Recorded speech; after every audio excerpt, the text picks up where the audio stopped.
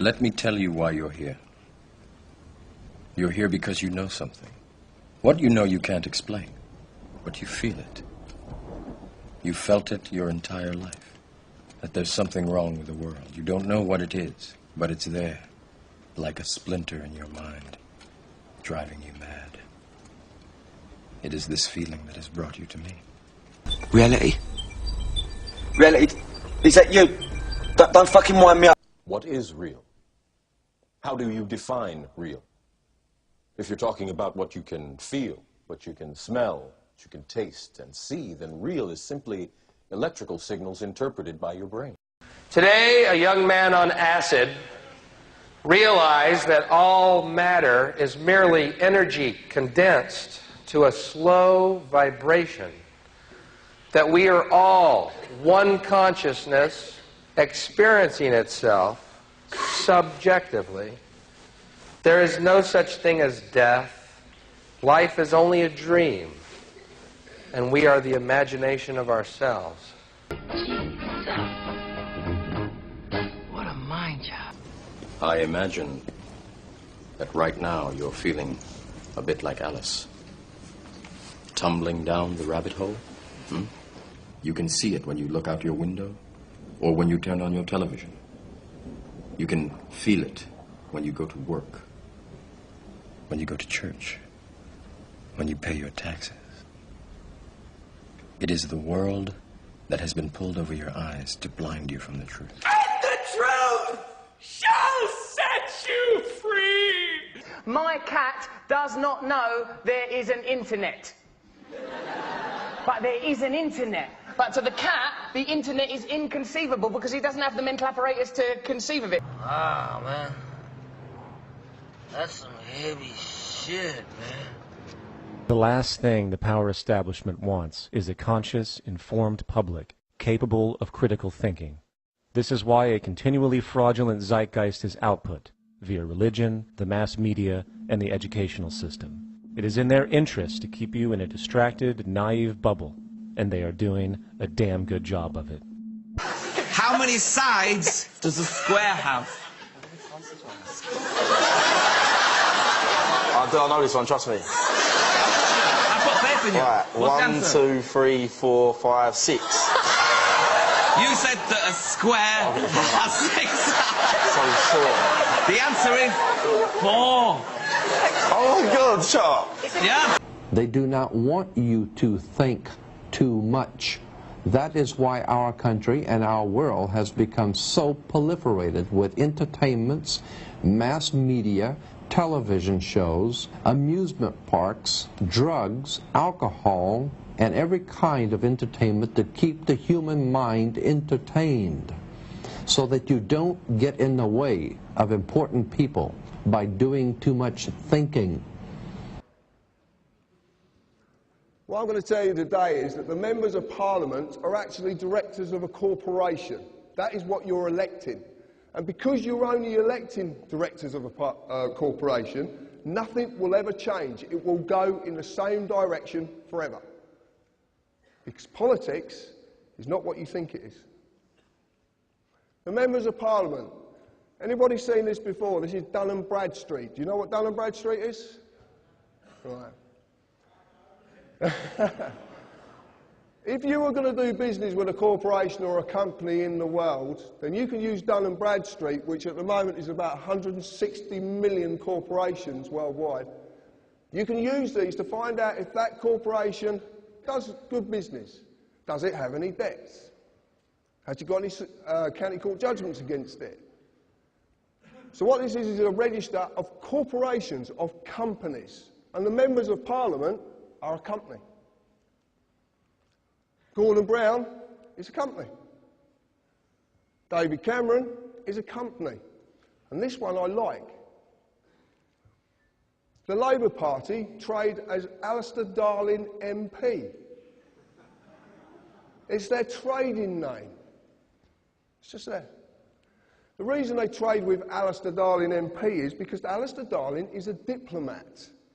There's about 3 of them. If they trade in his name, that trading name has diplomatic status. That means they can bend things and do things that you don't know about. It's a whole different way of doing things. This is what politics is about. This is what you believe to be the people representing you. The market collapse has brought a call from the Labour MP Austin Mitchell for the postponement of the BP sale. Joining me now from our Westminster studio is Labour's spokesman on city affairs, Tony Blair. Well, Mr. Blair, the Chancellor is saying there's no reason to panic, that everybody should keep calm, and it's all rather absurd. Is that Labour's view? Look into my eyes, look into my eyes. The eyes, not around the eyes. Don't look around the eyes, look into my eyes. You're under. Well, I don't think panic's ever a very good idea, and certainly not at a time like this. I also think that it is true to say that the very particular collapse we've had over the last couple of days can't be a reflection of any real economic factors. But I think the real problem that we're left with is that we now have an economy that is so locked into international trading, so dependent on what happens in America, that anything that happens in Wall Street then reverberates right round the world. Now, the key lesson that we've got to take out of this is the necessity for governments of any political colour to work together in order to stop the excesses of the free market, because that's what's really been shown over the last couple of days. What specifically would you have the government do, would you do, if you were the government? Well, it is very difficult to offer, and indeed there aren't any magic solutions in the short term.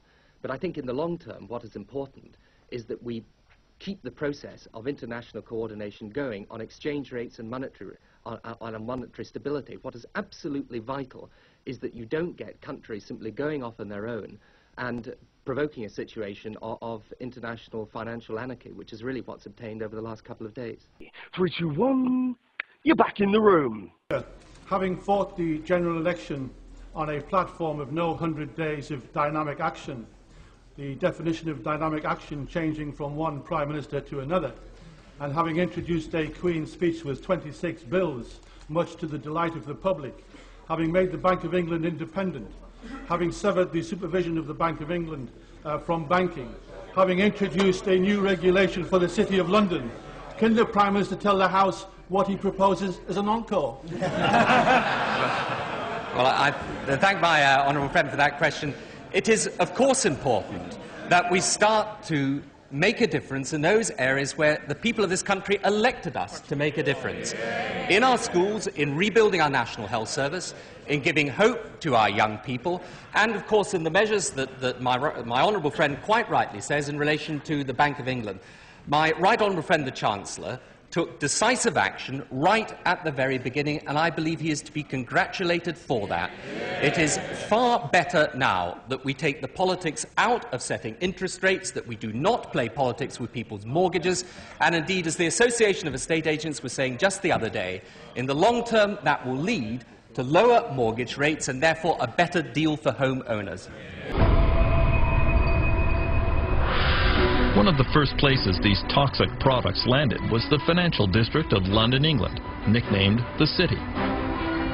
There was a golden age here in the years before the meltdown. The wild atmosphere in Britain was brought about because Chancellor of the Exchequer Gordon Brown was easing financial regulation there. He called his new approach the light touch. We will advance if there is light touch regulation, a competitive tax environment, and flexible. Well, Gordon Brown Light Touch was an effort really to make the City of London the world's greatest financial centre. And it meant giving the financiers, giving the bankers a very free hand in the marketplace. Paul Martin was Canada's finance minister in those years. He says deregulation came about because of a competition between New York and London to become the financial capital of the world. The race to become #1 was very, very important. But how do you attract the financial industry? Well, the most logical way is what they call regulatory arbitrage, which simply says, let's gut the regulatory system, and therefore more people will come. Garrett Anderson arrived in the city as a young trader in 1996. He had been a hippie selling trinkets on the beaches of India until his older brother found him a job in a London brokerage. I literally didn't know what the city was. I mean, I kind of was aware that there was a stock market, and I said, well, why? I mean, you have to wear a suit and things like that. And he said, I'll tell you why. It's quite simple. You'll have about £300,000–400,000 within about 4 or 5 years, and then you can go off and live the life you want to live. Since the selling of trinkets wasn't going down too well, I thought, why not? I had no idea about finance whatsoever. I didn't know what a PE ratio was. I didn't know what a yield was. When you're in the city, all you have to do continually is present a view and present it strongly and pretend you believe in it. It was all about schmoozing clients, taking them to strip joints, taking them to bars, getting that company credit card out and really giving it a bash. By 2004, Geraint Anderson was making a salary of $300,000 a year, plus an annual bonus of $700,000. He was invited onto business television shows as an analyst. We had profit before tax growth of 9.5%. The whole game is increasing your bonus. You don't go into the city to do the world some good. You go there to make money as quickly as possible. And if that means lying, cheating and stealing, that's what you do. Regulators and politicians are just deemed to be idiots. It's all about, we will thrive with light touch regulation. And that, of course, is exactly what Gordon Brown was encouraging as Chancellor Exchequer. And interestingly, he calls my precise period in the city the age of irresponsibility. But it was partly to do with the fact he just said, anything goes. In September 2007, as cracks were appearing in the foundations of the global economy, the titans of the Anglo-American financial system began to tremble. First up was Britain's Adam Applegarth, a true superstar in London's business class. Applegarth had it all. He joined an obscure bank called Northern Rock in 1983 and had a meteoric rise, becoming CEO of the bank in 2001.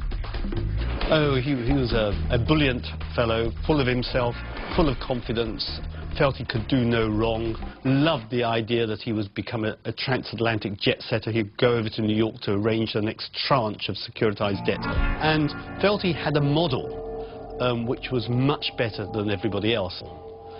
He didn't get it. He didn't get that he'd developed an unstable model, and that if the wholesale markets went wrong, his bank would fall off a cliff very, very fast, which is exactly what happened. Good evening. One of Britain's biggest mortgage lenders, Northern Rock, is applying to the Bank of England for emergency financial support. BBC News has learned that the bank... Within hours of the BBC bulletin, worried Northern Rock customers lined up to get their money out. Maybe it's safe, maybe it's not, but I'd rather know that it was safe. I'm just going to go put it in my bank and then... And I've taken all of my money out. Most people in the Western world had never seen a bank run before with their own eyes, and so it was something they found almost impossible to imagine. Adam Applegarth was hauled before a British parliamentary investigation of the failure of his bank, but he was characteristically defiant. Mr. Applegarth, do you actually accept you've done anything wrong? It was a good business model, but clearly couldn't deal with the unforeseen global freezing of the liquid markets. You keep saying it was unforeseen, yet this committee has been discussing it for 6 months. What specifically would you have the government do, would you do if you were the government? What is absolutely vital is that you don't get countries simply going off on their own and provoking a situation of international financial anarchy, which is really what's obtained over the last couple of days. 3, 2, 1... You're back in the room. Yeah, very good to talk to you, Mr. McDonnell. You feel that the government should have gone the whole hog here and bought all the banks out? Well, I think this is a really poor deal. We're putting up £50 billion of taxpayers' money. We're getting preference shares in, well, preference shares with no votes, so therefore no controlling interest. We can't even put people on their boards. The preference shares will be bought in those banks who really need it, and they're the ones with the dodgiest debt, so we're nationalising the loss-making banks by the looks of it in partial form. But in addition to that, what it will mean is that for this deal we'll have to increase our borrowing, which means putting up taxes, which also means cuts in public expenditure, reducing demand in the economy, which will deepen and lengthen the recession. So my constituents will pay for this deal with their taxes, and as a result of the recession, with the loss of jobs, and some of them with the loss of their homes. So I think this is a very poor deal. Well, back home, and since mid-2007, borrowing costs have gone up 100 basis points for business and 90 for households, and there's likely to be another interest rate rise in May, despite what they say. RBA Board Secretary Tony Froth joins me from Sydney. Tony Froth, what is the Reserve Bank and why is it putting interest rates up? Well, Sean, the Reserve Bank is a very special kind of bank which looks after monetary policy in this country. We put up the interest rate to discourage people from spending. Less spending, less demand. Less demand, prices fall. Prices fall, inflation reduces. Yes, but a higher interest rate means things you have to borrow money for, like houses, end up actually being more expensive. Well, yes, you spend more on houses and less on day-to-day things like food. Less food purchases, oversupply. Oversupply, cheaper prices. Cheaper prices, less inflation. Yeah, but won't people buy more things if they're cheaper? Well, not if you have less money. Yes, but doesn't that put me in the same position? Either I have more money to buy expensive things or less money to buy the same things when they're cheaper. Well, exactly. It's about putting things on an even keel. Yes, but getting there is what's difficult, isn't it? Well, it's pretty straightforward. Yes, but if I suddenly have to spend 40% of my income on my mortgage instead of 20%... Well, less money to spend, less demand. Less demand, prices drop. But that assumes I have a choice. If I've only got 60% of my income to spend, but have the same amount to buy as when I had 80% to feed my family or clothe them or educate them... then... Well, you can't. You have less money to spend. Less spending, supply outstrips demand. Supply per unit drops in price. Things have to become affordable or they won't sell. That's the beauty of a free market. Ah, but it's not a free market, is it? You're interfering with it. Well, you have to, otherwise you end up with a depression. Awful business. People leaping out of windows, that sort of thing. People drop, fewer people, less demand, prices drop. Very true. Thank you, Tony. Sorry, is Tony Frost still on hold? Can we bring him up? Tony Frost, hi. Something occurred to me during the break. If interest rates rise, they don't just rise for consumers, do they? They also rise for business. I think the business lending rate's now about 17%. Well, it's 17.2, actually. OK. Well, doesn't that mean they've got less money to spend, will produce less, which lowers supply? Lower supply, same demand, prices rise. Lower production, less work. Less work, higher unemployment. Higher unemployment, less spending, lower prices. We certainly thought this through. Thanks, Tony. Pleasure. Can't. Yep. Is Tony Frost still there? Because I just want to ask him a question. Tony, sorry to bother you again, but I was wondering, is it possible to open an account at the Reserve Bank and borrow money? It's just that your interest rate is still a lot lower than the regular banks. No, we don't do that sort of thing. Ah. We just do the paperwork on the issuing of banknotes, so we get to say what they're worth. That's pretty much it. Right, right. How do you work that out? It's all, I suppose, relative to the gold reserves, isn't it? No, we've sold the bulk of our gold reserves. Look, it's all based on the value of our reserves of foreign currency. Okay. No one uses gold these days, Sean. My God, where have you been? Although if no one uses gold and everyone's using everyone else's currency to value their money, then surely it's ultimately not worth anything.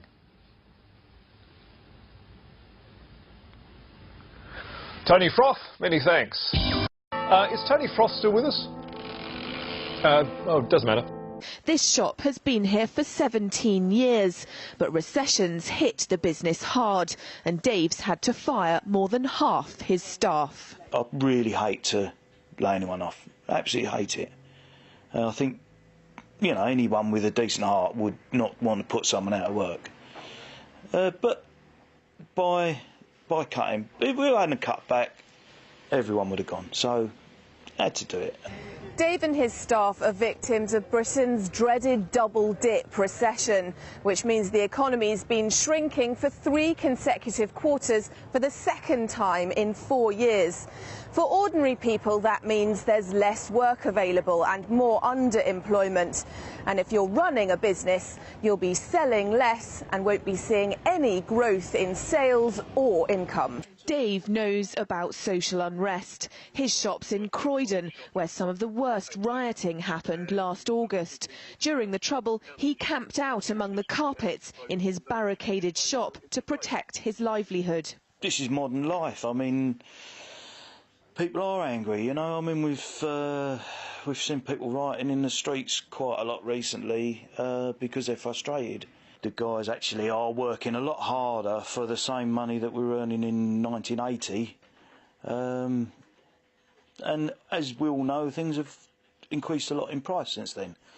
Plus, you know, tax and everything. So, you know, if it wasn't for the support of our staff, I think we'd be in a lot of trouble. Dave believes this is the new normal, a stagnant economy where only the most scrupulous survive, and even they make just enough money to scrape by. And economists don't deny that a recovery will be long and arduous, stating we could be in for a lost decade or even 2. Tony Blair has reportedly made £30 million since leaving Number 10. How he makes at least some of that money is controversial. He's paid about £3 million a year to advise investment bank JP Morgan and Zurich International. He runs his own consultancy firm that advises governments such as Kuwait. He has 150 staff on board and owns property worth £14 million in the UK alone. He's costing British taxpayers £400,000 a year. That's over £2 million to date. The annual costs include a £70,000 prime ministerial pension, the maximum he can receive, £115,000 allowance to carry out his public work, and £250,000 on his security team, including round-the-clock police protection. Can't you hear that jingle jangle sound? Oh yeah! It's money, money, money by the pound. Growth over the past 20 years, 25 years, nobody paid it much attention. But now that the world's entering into the synchronized global pullback or recession, and in some cases a depression, then these items are coming to the surface. For example, the 20 to 30 trillion of wealth that's held offshore. And most of that wealth, of course, goes through Britain, goes through the UK, because Britain has the least regulated financial markets in the world. That's why MF Global was in Britain. Lehman Brothers went through Britain. Bernie Madoff went through Britain. The latest Peregrine scandal went through Britain. JP Morgan's $2 to $9 billion loss on their balance sheet happened in London. So London is really the headquarters for global banking fraud. And even though the economy is contracting in Britain, I notice that the banking sector is still making huge profits. The Barclays chief operating officer that was caught committing fraud just got a golden parachute of £8 million. So as I've said, until you get rid of the financial terrorists, then you're going to continue to get, you're going to have these weapons of mass financial destruction blow up in your face and cause all kinds of death and destruction. It's as simple as that, really. I mean, if you see a banker with Gucci's in a briefcase, don't let him on an airplane. Don't let any bankers on airplanes, because they fly to countries around the world and they have weapons of mass financial destruction, whether it's in Greece or it's in the UK or all over Europe, and they blow up economies with fake debt, and then they just strip those economies clean for any assets. So that's your big terrorist threat. Barclays just caught laundering, along with HSBC, hundreds of billions of dollars of Mexican drug cartel. Barclays caught in a LIBOR scandal. HSBC caught in a LIBOR scandal. So what more do you want? The HSBC funded the 9/11 terrorist attacks. Tony Blair, his response this week, he said, well, I'm not sure hanging 20 bankers at the end of the road is a great idea. Well, at least he's thinking in the, kind of the right way. He finally understands that it is the bankers. He, of course, is on the board of directors for JP Morgan, doing deals in the Mideast, leveraging his contacts after his genocide in Iraq. So all is good in the rosy city of London. People say to me, society's broken. Well, what I'm going to tell you today is it's not broken. It works exactly the way it was planned to work. Because this goes back hundreds of years. This is not something that's new. It was the 1800s. America was growing, and vast financial empires were being built. Into this era of opportunity, one powerful man emerged, a man who pulled the financial strings of wealthy men and entire countries. A man who brought order to chaos. J. Pierpont Morgan. Twice, he was called on by American presidents to save the nation's economy. Both times, he was criticized for wielding the power to be able to do so. He amassed a personal fortune, spending his riches in ways that inspired some and outraged others.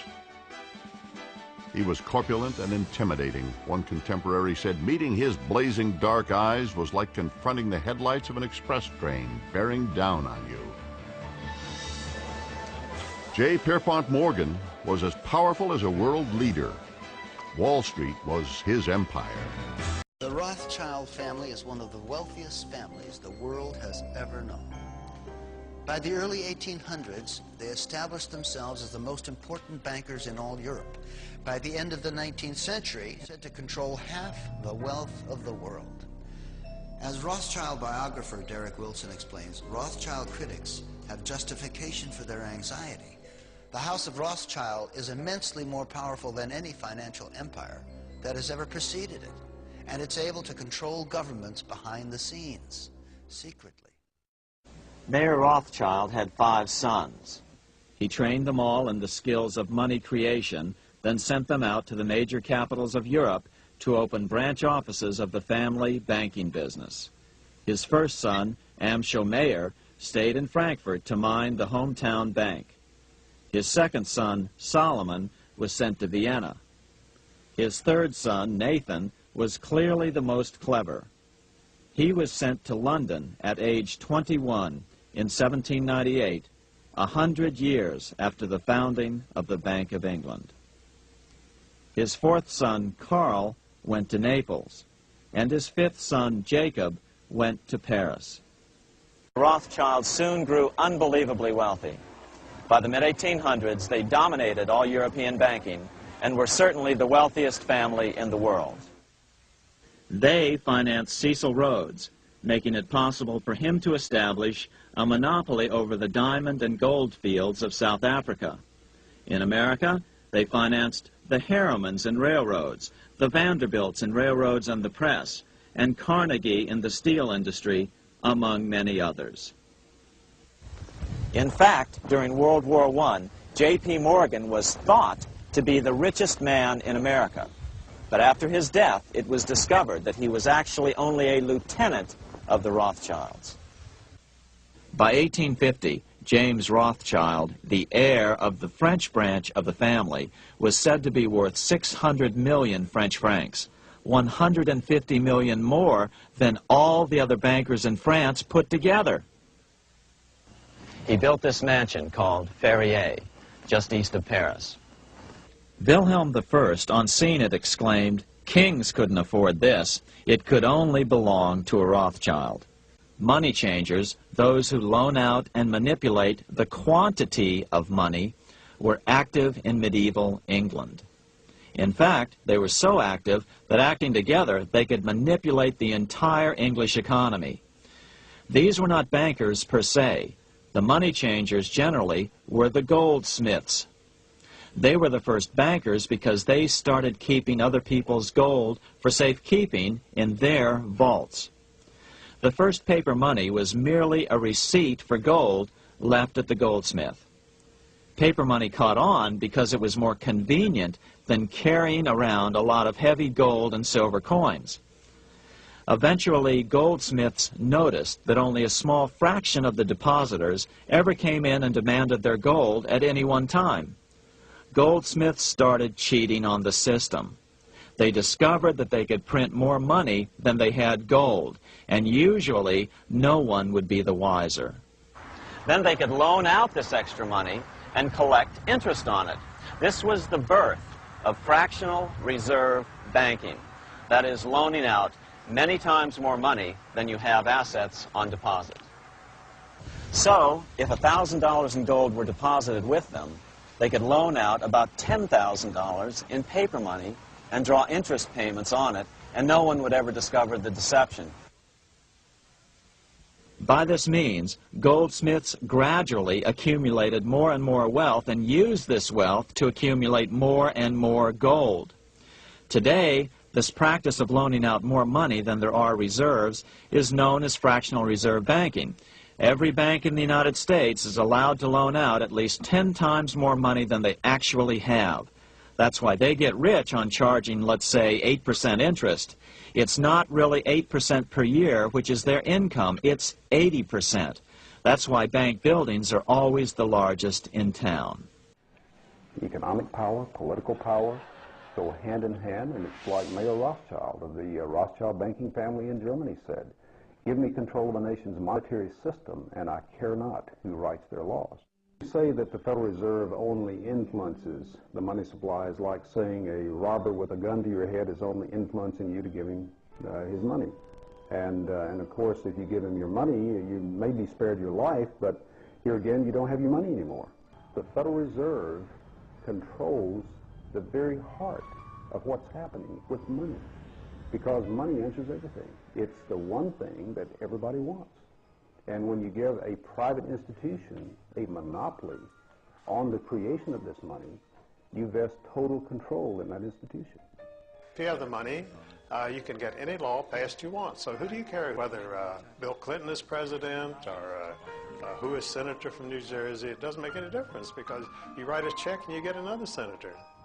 One of the stickiest questions in this debate is this: just who owns the Federal Reserve? The City of London set the whole thing up. The Federal Reserve Bank of New York is principally owned by 5 merchant banks in London, chartered by the Bank of England. Perhaps England, which many have considered a political satellite of the United States in recent years, is really the one pulling the strings of international policy. It's not a matter of who owns the Fed, it's who controls it. The government has given the banks a monopoly, and then you see the Justice Department doing nothing about the bank mergers. A monopoly can only exist with government assistance, and they've given great assistance to the banking monopoly. And the Federal Reserve responsible for 3 of the biggest tragedies of the 20th century: World War I, World War II, and the Great Depression. Wars are very profitable. In fact, wars are probably the most profitable thing an international banker can be involved in. So consequently, throughout the last at least 300 years of North American and European history, you see incidents of international bankers backing both sides of a conflict. They've been trying to have a war in Europe since 1885, but the central banks of Europe had already bankrupted all the nations of Europe. They had no money. The only money was here in the United States. In order to get that money, they had to put a central bank over on the American people. It was sold as a way to bring stability to the American economy. Well, what happens just a little over a decade after the passage of the Fed? We see the biggest depression of this century in any case. For the 16 months prior to the crash of '29, the Federal Reserve increased the money supply by 62%. Now, what was happening back then? Much like it's happening today. People were buying and selling, pledging and borrowing, thinking the good times would never end. And then at the time of the crash, they pulled the plug on the money supply, and the people who had pledged their stocks, their bonds, their homes, their cars, everything. They pledged their savings accounts. They lost it all. Selling guns to one adversary while making loans to another is a common way these boys make their profits during war. And when profits begin sagging, people like Jacob Schiff, Max Warburg, and J.P. Morgan knew how to build them up again. Surprise, surprise, it's a documented fact that these fellows financed Trotsky and Lenin with billions in golden credit to initiate the revolution in Russia. With Russia out of the war and America in, the conflict was extended by at least another 2 years. 2 more glorious years of gun sales and wartime bank loans, upon which to earn interest for many more years to come. There is no question that war is a profit-making business. After World War I, Senator Gerald Nye held very famous hearings here in Washington where he dragged in some of the biggest bankers and industrialists and put them on the spot and just examined profits that were made by some of these major interests. War isn't profit-making business. Anybody who says otherwise is a liar or a fool. They were able to manipulate us into World War I, and as a matter of fact, the war stretched out for at least another 2 years beyond what it would have gone. Just when you think you're ahead of the game, someone changes the rules. They did this knowing, with malice aforethought, to strengthen their own profits and to build their own institutions, their own banking institutions. Many people believe that virtually all of the wars of this century have been caused for reasons that benefit small financial groups, those that move in the sphere of influence of the Bilderberg and Trilateral Commission. Who has been financing the Soviet Union, their military industrial complex? The United States has. European bankers have. So the bankers have been financing both sides of every major conflict. Conflict brings progress, but controlled conflict brings controlled progress. every major war, every major conflict, arms sales, loaning money to governments. You get their people to pay you interest back into the coffers of the bank, money that you created out of nothing. Do you believe that Israel is genuinely planning to do some kind of preemptive strike based on the rhetoric we're now hearing? And if they do, what should the reaction be, particularly of America, but also other allied countries? Well, is Israel absolutely determined that Iran should not acquire nuclear weapons capability? Yes. I mean, how they prevent that is another matter. But, I mean, it is clear that Iran continues to work towards getting that capability. And for Israel, I mean, the president of Iran just a few days back was questioning Israel's right to exist. So you can understand why they feel this is an existential question for them. Now, I still think it's possible that a combination of sanctions and negotiations can resolve this, but you've got to say that time is marching on, and so is their nuclear weapons program, and Israel will feel obviously alarmed and threatened by it. If they do something, should America do anything, or does America keep out of this? We're not at that point yet. The United States of America, by the way, has also given an absolutely clear and firm statement on this, that Iran with a nuclear weapon is unacceptable. And by the way, I'm quite sure President Obama, when he says that, he means it and intends to stand by it. So I think America is also giving a very strong message to Iran, but everybody wants to resolve this without a conflict, because that is sensible and the best way of doing it, because the consequences of any conflict would be very serious, although profoundly unpredictable. Only a few moments left. Fidel Castro, who is not a capitalist, yesterday you said capitalism is the major problem in the world. Fidel Castro was critical of you for denying the Holocaust. He said that Iran should try to understand the unique history of anti-Semitism. How do you respond to Castro? Certainly not a friend of Israel.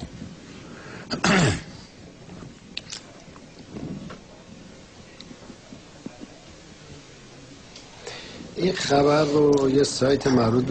site related to the Zionist regime issued this news. Mr. Castro sent a message to me yesterday and said that it was untrue, this statement, that his statements were interpreted differently, that he had said something different. So I have no opinion here on this statement, but I'd like to ask, why is there so much insistence in the United States to absolutely defend the Zionist regime? What is the relationship between the U.S. government, 10,000 kilometers across the ocean from the Zionist regime, and the need therefore to support it? Why is it so sensitive? Because a massive group of people were annihilated just for being what they were. 7 million were killed, 8 million. So that as a humanitarian country, we care about this. And many Jews came here to live, and many Jews created a country in Israel and want to live in peace. Don't you? Now, Castro did say you should recognize anti-Semitism exists in the world, and we all should be concerned about it.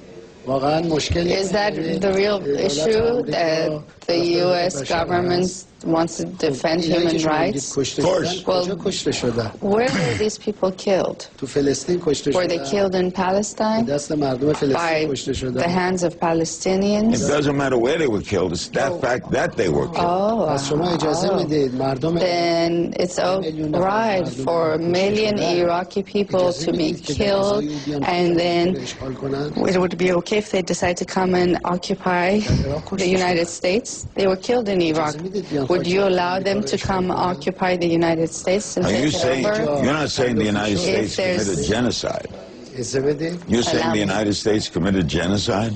That's a separate discussion, and yes, it did happen in both Iraq and Afghanistan, but that's a separate issue. I'd like to ask you, if in a country someone's right is violated, they are oppressed, assuming that your assumption, your statement is correct, does that imply that they can go and occupy another land? Is there any logic in that? If we were to follow that logic, will there be any security left in the world? In World War II, 100 million or 80 million people were killed. If they were to go occupy 20 countries around the world, that would have been terrible. The land was legally created. Israel is a legal state. So the question is, you see, Come on, the question. You just said yourself it's over the Holocaust. Why are you changing your statement? My question is, what are the interests of the United States in absolutely defending them? There are many parts of the world where human rights are violated. Do you know how many American Indians were killed? Do you know or not? I know. I mean, you're a reporter. You should have the answers to this. We're out of time. We'll pick this up next year with the President of Iran. I'm Larry King. Don't go away. It was in 1917 that the British Foreign Secretary Lord Balfour promised to establish a national home for Jewish people inside Palestine. The Balfour Declaration, as it came to be known, was viewed with suspicion by the Arabs right from the start, but their concerns were to be ignored after the Holocaust gave European Jews an urgency to find a home. And so the State of Israel was born, and immediately thousands of Jewish refugees entered the country, many of them secular Jews with no connection to the land, but all desperately seeking to establish a Zionist state. It inevitably created a problem for the indigenous Palestinian population, and indeed their Arab neighbors. They viewed Israel as a state created on stolen land, and vehemently opposed the end of Muslim sovereignty over what is Islam's third holiest site, Jerusalem. For Israel's Arab neighbors, they contested the creation of an American satellite state in the Middle East, and one that is armed to the teeth by US-supplied weapons. All this led to a total of 8 wars in Israel's 59-year history, and in each conflict, Israel has maintained and extended its territories with the help, of course, of its superpower ally. But underneath big conflicts that make the headlines, there's been the ongoing occupation of Palestinian territories. Nearly 500,000 Jewish homes form part of the settlements in the West Bank, and even though Israel held its withdrawal from the Gaza Strip in 2005, many see that as a strategic move rather than a hand of peace. The high-profile withdrawal from this deeply impoverished strip provided cover for the annexing of yet more land from the West Bank. And there remains wider opposition to Israel, not just from countries that it occupies, but from countries like Bangladesh and Malaysia, who simply have no diplomatic ties with it. At the end of 59 years, the Israeli state says it's created a home to displaced Jews from around the world. They enjoy a high standard of living. They boast of democracy and civil freedoms. But Israel has gone from being a possible sanctuary to what is now the most dangerous place for Jews in the world, a killing machine that's constantly embroiled in conflict with its neighbors. It's caused a massive refugee crisis by forcing the expulsion of thousands of Palestinians who now live in third world conditions. It's building a wall around their homes, making it even more difficult for movement. And it frequently invades or launches airstrikes on Palestinian homes, imprisoning their men, women and children. And despite various peace agreements, the Zionist state has refused to address key issues like the Palestinians' right of return or the status of Jerusalem as a capital city for a future Palestinian state. As far as military strength and standards of living goes, in 59 years Israel has raced ahead, achieving more than other countries can in centuries. But when it comes to diplomacy with its neighbors and justice for the Palestinians, this is a country that is still crawling towards peace. Germany won the First World War by 1916 without a single shot being fired on German soil.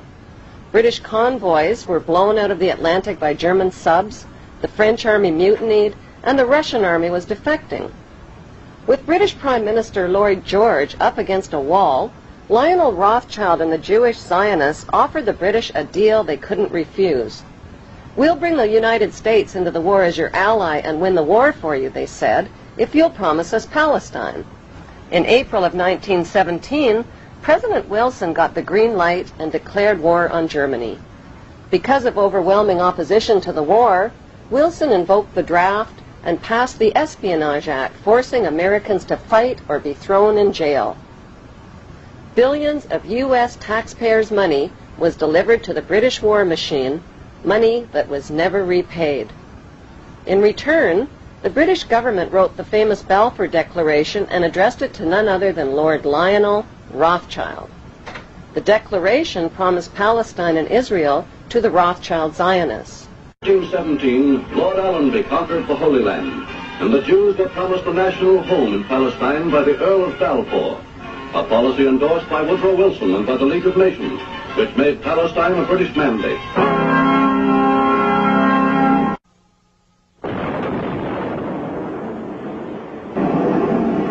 fall of Nazi Germany, the Rothschilds wasted no time waving their Balfour Declaration at the British government and reminding them of their written promise to give them Palestine. But how could the British promise the Arab land of Palestine to the Jews? In 1917, the British parachuted free opium and hashish to the Turkish troops and stole Palestine from them. One ingenious stratagem was to parachute hashish and opium to the Turkish troops and try to keep their minds off the fighting. Allenby's strategy worked brilliantly. During World War II, the British needed Arab oil and signed an agreement with the Arabs which forbid Jewish immigration into Palestine.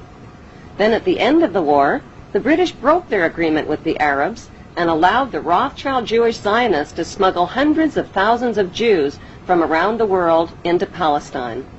To win public support, the Rothschilds, who owned Reuters and the Associated Press, bombarded their media empire with images of homeless Jewish Holocaust refugees crowded together in ships off the coast of Palestine. On October 24, 1945, the bankster pirates gave birth to their most powerful weapon of global control, the United Nations. According to plan, the British pulled out of Palestine and gave the land to the Jewish Zionists. In 1948, the bankster-controlled United Nations officially turned Palestine into the Zionist State of Israel. To deal with the millions of Palestinian residents, the Israeli Jews massacred and drove them from their villages and homeland.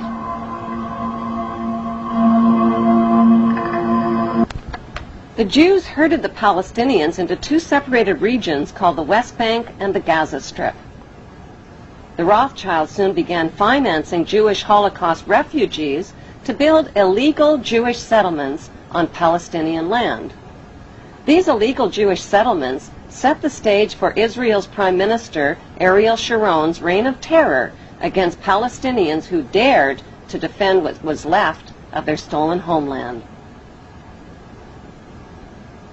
Like Saddam Hussein, Sharon violated dozens of UN resolutions by using hundreds of tanks and American-supplied gunships and planes in an unrelenting campaign of bombing, murdering, bulldozing, starving, and terrorizing the Palestinians off of what remained of their land.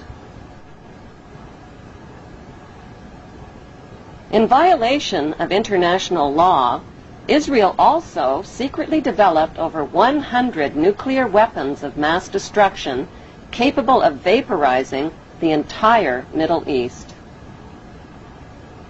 Defenseless against Israel's U.S.-backed military and media campaign, the Palestinian Muslims fought back with sticks and stones and suicide as their only means of defense against the wholesale theft of their ancient homeland.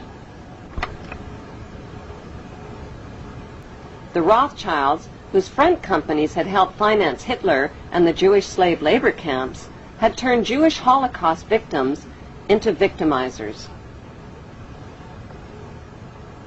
Imprisoned inside barbed wire refugee camps, the Palestinians began to resemble the victims of Nazi concentration camps. According to author Simon Schama, the Rothschilds own 80% of the land of Israel. Even the flag of Israel flies the hexagram symbol from the Rothschild family's red shield. The Rothschilds bought Reuters in the 1800s.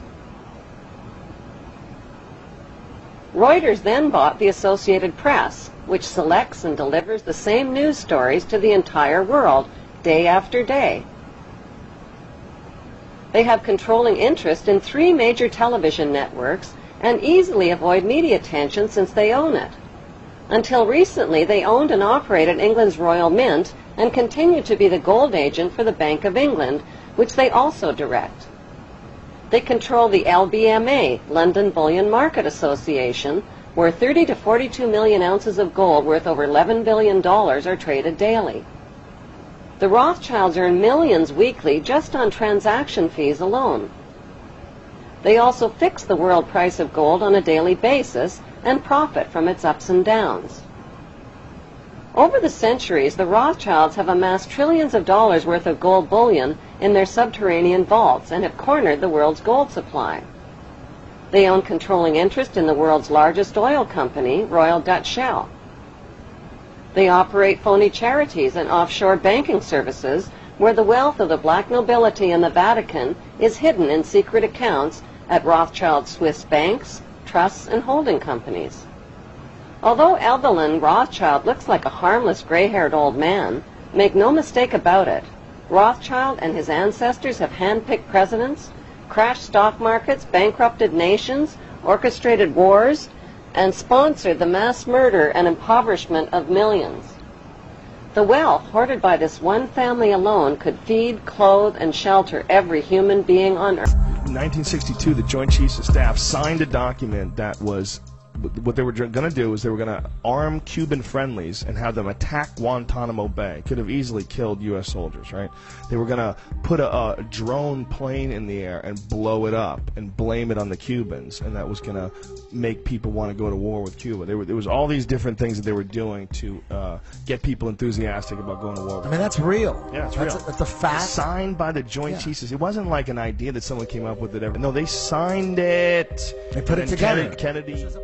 We have before us the opportunity to forge for ourselves and for future generations a new world order, a world where the rule of law, not the law of the jungle, governs the conduct of nations.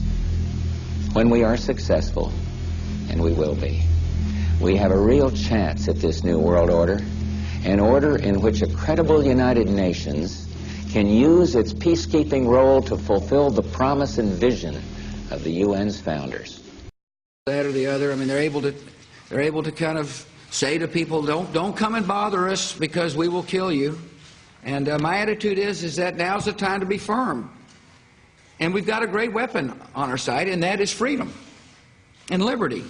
And it's got those two concepts have got the capacity to defeat ideologies of hate. I don't think actually there's anything to do with a loss of American influence at all. I think we've got to go back and ask what changed policy, because policy has changed in the past few years. And what changed policy was September the 11th. That changed policy, but actually before September the 11th, this global movement with a global ideology was already in being.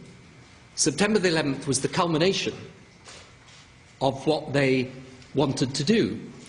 We have before us the opportunity to forge for ourselves and for future generations a new world order, a world where the rule of law, not the law of the jungle, governs the conduct of nations.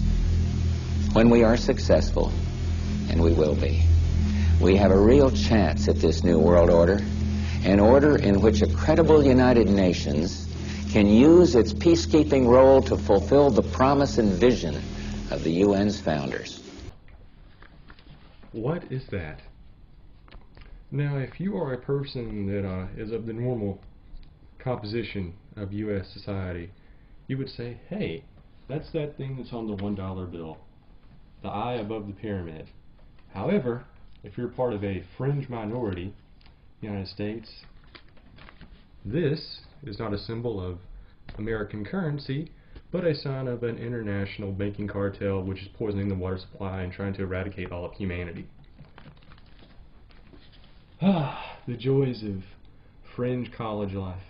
I'm here today to talk about something, and this is kind of a public service announcement, is against all these people that are super duper into the New World Order, Illuminati, Knights Templar, Bilderberg conspiracy theories. Generally, I just want all of you to know that you're a bunch of morons. I think you are absolutely wrong-headed, you're misguided, you're being exploited, and you're really wasting both your time and your life putting on this phony, fraudulent battle against something which really does not exist. The greatest trick the devil ever pulled was convincing the world he didn't exist. And because you're only electing directors of a corporation, nothing will ever change. It will go in the same direction forever.